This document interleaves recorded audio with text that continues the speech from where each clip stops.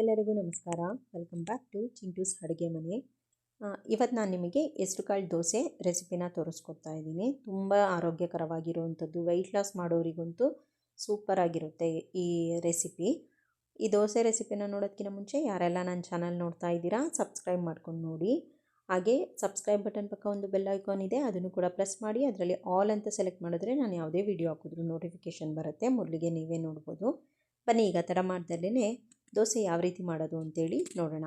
ಮೊದಲಿಗೆ ರಾತ್ರಿಯೇ ಹೆಸರುಕಾಳು, 1 ಕಪ್ ಹೆಸರುಕಾಳಿಗೆ 2 ಟೇಬಲ್ ಸ್ಪೂನಷ್ಟು ಅಕ್ಕಿ ಚೆನ್ನಾಗಿ ನೆನೆ ಹಾಕಿದ್ದೀನಿ. ನೀರು ಹಾಕ್ಬಿಟ್ಟು ಓವರ್ನೈಟ್ ಸೋಕ್ ಮಾಡಿರೋಂಥ ಹೆಸರುಕಾಳನ್ನ ಈಗ ಮಿಕ್ಸಿ ಜಾರಿಗೆ ಹಾಕ್ಕೊಳ್ತಾ ಇದ್ದೀನಿ. ಮಿಕ್ಸಿ ಜಾರಿಗೆ ಹಾಕಿದ್ಮೇಲೆ ಇದಕ್ಕೆ 1 ಹಸಿರು ಮೆಣಸಿನ್ಕಾಯಿ, ಹಾಗೆ ಪಾಲಕ್ ಸೊಪ್ಪು, ಅರ್ಧ ಕಟ್ಟಷ್ಟು ಪಾಲಕ್ ಸೊಪ್ಪನ್ನ ಚೆನ್ನಾಗಿ ತೊಳೆದು ಹಾಕ್ಕೊಂಡಿದ್ದೀನಿ. ಹಾಗೆ 1 ಟೀ ಸ್ಪೂನಷ್ಟು ಜೀರಿಗೆ, ರುಚಿಗೆ ತಕ್ಕಷ್ಟು ಉಪ್ಪು, ಇದಿಷ್ಟನ್ನು ಹಾಕಿ ದೋಸೆ ಹಿಟ್ಟಿನ ಅದಕ್ಕೆ ಚೆನ್ನಾಗಿ ರುಬ್ಕೋಬೇಕು. ನೈಸಾಗಿ ರುಬ್ಕೊಳ್ಳಿ, ಕಂಪ್ಲೀಟಾಗಿ ನುಣ್ಣಗೆ ಪೇಸ್ಟ್ ಮಾಡ್ಕೋಬೇಕಾಗತ್ತೆ. ಈಗ ನೋಡಿ ರೆಡಿಯಾಗಿದೆ, ಹಿಟ್ಟು ರೆಡಿಯಾಗಿದೆ. ಈಗ ಈ ಹಿಟ್ಟನ್ನು ಒಂದು ಪಾತ್ರೆಗೆ ಟ್ರಾನ್ಸ್ಫರ್ ಮಾಡ್ಕೊಳ್ಳೋಣ.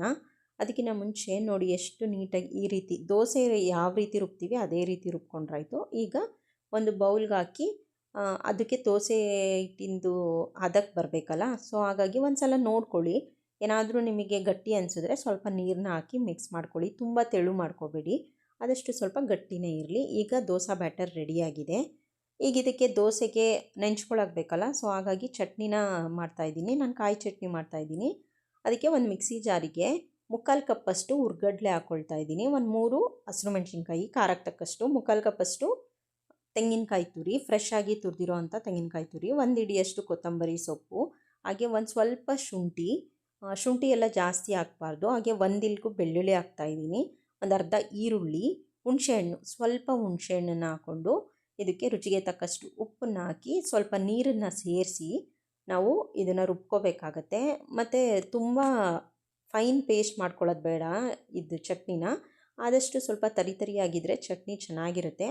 ಬೇಕಿದ್ದರೆ ನೀವು ಇದಕ್ಕೆ ಒಗ್ಗರಣೆ ಹಾಕ್ಕೋಬೋದು, ಮಾಮೂಲಿ ಸಾಸಿವೆ ಮತ್ತು ಕರ್ಬೇವಿನ ಸೊಪ್ಪೆಲ್ಲ ಹಾಕಿ. ಬಟ್ ನಾನು ಒಗ್ಗರಣೆ ಹಾಕ್ತಾ ಇಲ್ಲ. ವೆಯ್ಟ್ ಲಾಸ್ ಮಾಡ್ತೀನಿ ಅನ್ನೋರು ಒಗ್ಗರಣೆ ಹಾಕೋದೇನು ಬೇಡ.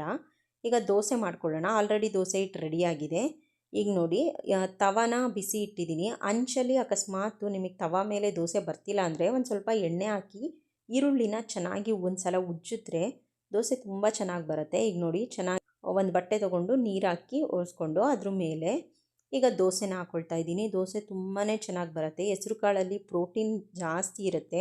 ಹಾಗೆ ವೆಯ್ಟ್ ಲಾಸ್ ಮಾಡೋರಿಗೆ, ವೆಯ್ಟ್ ಮ್ಯಾನೇಜ್ಮೆಂಟ್, ವೆಯ್ಟ್ನ ಮೇಂಟೈನ್ ಮಾಡೋರಿಗೊಂದು ತುಂಬಾ ಒಳ್ಳೆ ರೆಸಿಪಿ.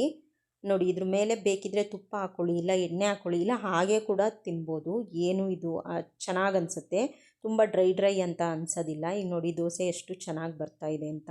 ಹಾಗೆ ಪಾಲಕ್ ಸೊಪ್ಪಲ್ಲಂತೂ ಐರನ್ ಜಾಸ್ತಿ ಇರುತ್ತೆ, ಹಾಗೆ ಫೈಬರ್ ಅಂಶ ಕೂಡ ಜಾಸ್ತಿ ಇರುತ್ತೆ. ಇದೆಲ್ಲನೂ ಕೂಡ ಆರೋಗ್ಯಕ್ಕೆ ತುಂಬಾ ಒಳ್ಳೆಯದು.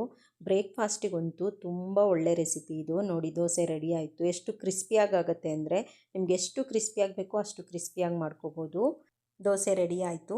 ಈ ಹೆಸರುಕಾಳು ದೋಸೆಗೆ ಆಲ್ರೆಡಿ ಕಾಯಿ ಚಟ್ನಿ ಮಾಡಿಟ್ಕೊಂಡಿದ್ದೀವಿ. ಕಾಯಿ ಚಟ್ನಿಗೆ ಹೆಸರುಕಾಳು ದೋಸೆ ತುಂಬ ಒಳ್ಳೆ ಕಾಂಬಿನೇಷನ್ನು, ತುಂಬ ಟೇಸ್ಟಿಯಾಗಿರುತ್ತೆ. ಹಾಗೆ ತುಂಬ ಸಾಫ್ಟಾಗಿ ಕೂಡ ಬರುತ್ತೆ. ನಿಮಗೆಲ್ಲೂ ಕೂಡ ದೋಸೆ ರಫ್ ಅಂತ ಅನಿಸೋದಿಲ್ಲ, ತುಂಬ ಮೃದುವಾಗಿರುತ್ತೆ. ನೀವು ಕೂಡ ಈ ರೆಸಿಪಿನ ಟ್ರೈ ಮಾಡಿ, ಹೇಗಿತ್ತು ಅಂತ ಕಮೆಂಟ್ ಮಾಡೋದನ್ನ ಮರಿಬೇಡಿ. ಮತ್ತು ಮುಂದಿನ ವಿಡಿಯೋಲಿ ಹೊಸ ರೆಸಿಪಿಯೊಂದಿಗೆ ಸಿಗ್ತೀನಿ. ಅಲ್ಲಿ ತನಕ ಎಲ್ಲರಿಗೂ ಧನ್ಯವಾದಗಳು.